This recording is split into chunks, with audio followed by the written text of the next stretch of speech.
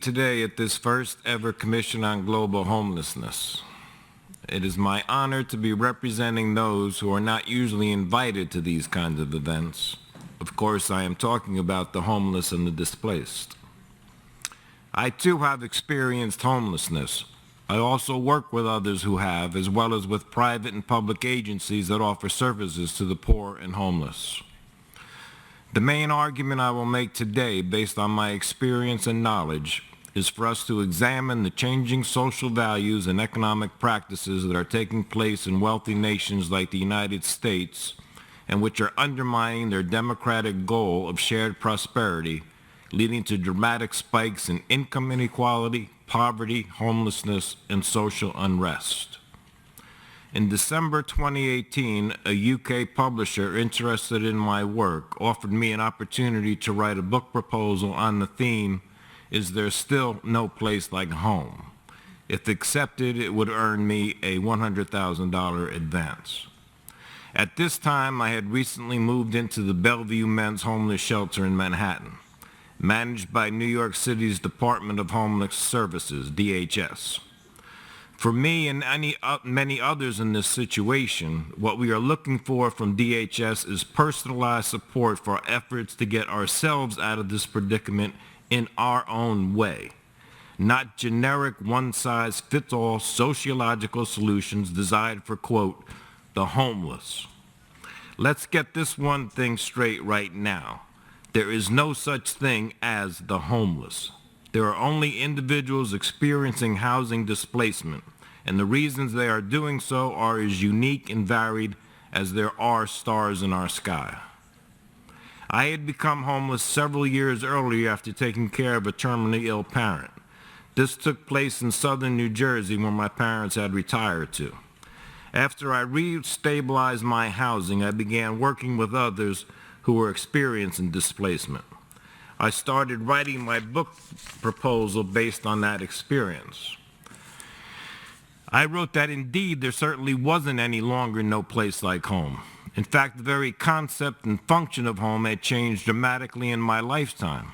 Most of the displaced persons I was working with were younger than me by a generation or more.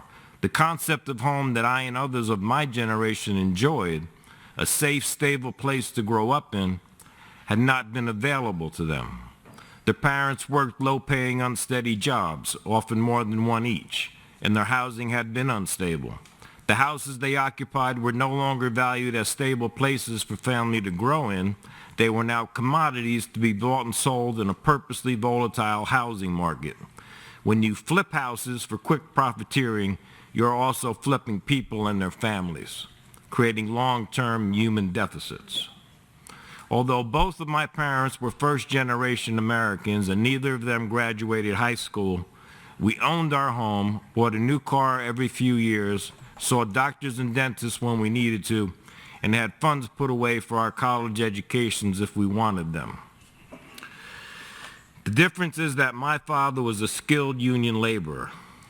One day when I was in grade school, I went into the basement of our home looking for something.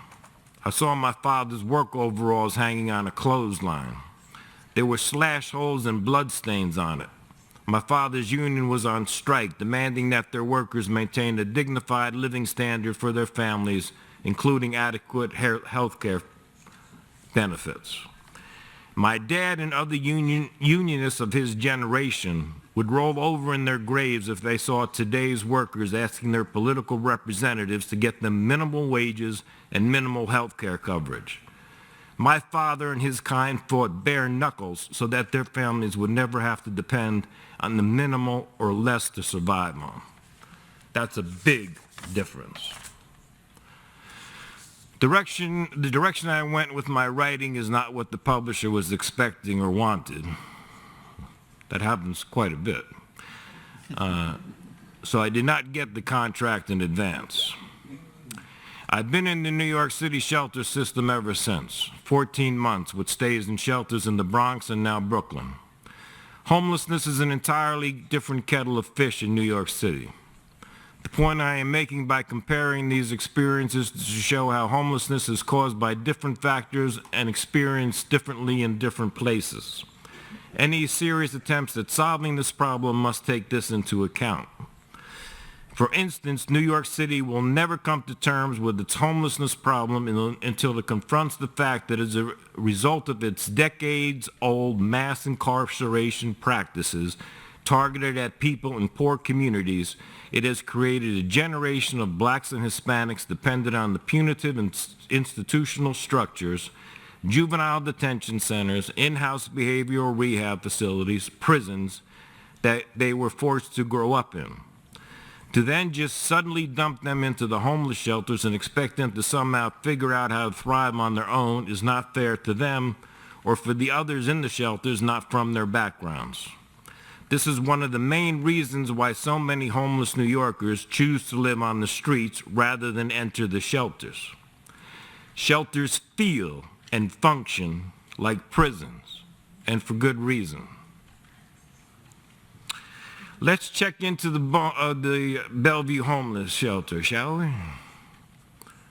You will be greeted by gruff uniformed security guards armed with tasers, handcuffs, and clubs. You and your belongings will be searched, and this will happen every time you enter the building, no matter how long you are there.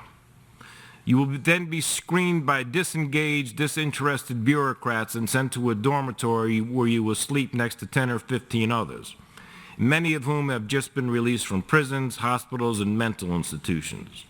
You will leave the building before 8 a.m. and not return until after 5 p.m. And you will be forced to adhere to a 10 p.m. curfew, whether you are on parole or not. I have been in the shelter system for more than a year and not any closer to being put in permanent housing now than I was the day I moved in. Let's face the facts. The only affordable housing that is available in New York City is there because the government, via taxpayer monies, is willing to subsidize already wealthy landlords to make a few of their properties available at prices the average New Yorker can afford. I propose we stop calling them temporary homeless shelters and start calling them and making them work as what they are: permanent alternative housing for people who can't afford overpriced rents. Give us a safe, secure place to live and support us to get back on our feet on our own terms. Persons displaced from their homes, be it from economic and/or political factors, is a global humanitarian crisis.